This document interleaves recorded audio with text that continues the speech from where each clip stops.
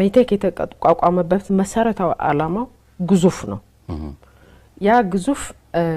ኢትዮጵያን የኢንዱስትሪ እድገት ለማፋጠን ራስን ለመቻል ሲባል የተቋቋመ ግዙፍ ድርጅት ነው አዲስ ተቋም ነው አዲስ ተቋም ሆኖ ተነስ ሲባል ተነስቶ የሄደበት የራሱ ምክንያት አለው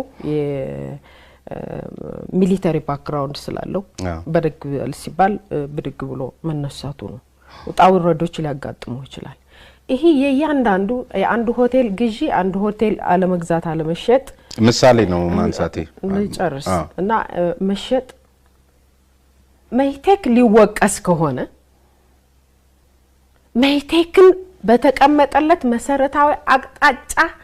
ሳይመራ ሲቀር ወይ ስህተቶች እንደዚህ ያሉ ክፍተቶች ሲያጋጥሙት ወጣ ገባ ሲኖርት የማስተካከል የመመለስ የተቆጣጣሪው አካል ኃላፊነቱ ነው በተዋረድ ለሁሉም የሚመለከት ነው እንኳን የሚመልሱት የሚናገሩት ተቋም ነበር ሜቴክ የእውነትና ወራ ከተባለ እሱን ጠይቃቸው የሚናገሩት መመለስ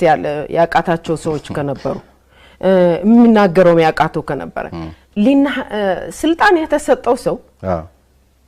አንተ ስልጣን ከተሰጠ ስልጣንህን አለመጠቀም ያንተ ስተት እንጂ አዘብ ስተት አይደለም ወይም የሥርዓቱ አይደለም ወይም የሥርዓቱ ችግር አይደለም ስልጣኑ ተሰጥቶ ስልጣኑ ከተሰጠኝ ወይ ሰራበታለሁ ወይ ጥየወጣለሁ ከተሰጠ ስልጣኑ የሰጠህን ወሰን መጠቀም መቻል ያንተና ያንተ ብቻ ነው አንድ ሰው ካላሽን ደቅኖ ቢያስፈራራህም ለምንድን ነው የምትፈራው ስለዚህ ሜቴክን መናገር የሚችል ፍጡር አልነበረም የሚለው ፓርላማው ቁጭ ብድቅ ሲያረጋቸው ነበር አይደል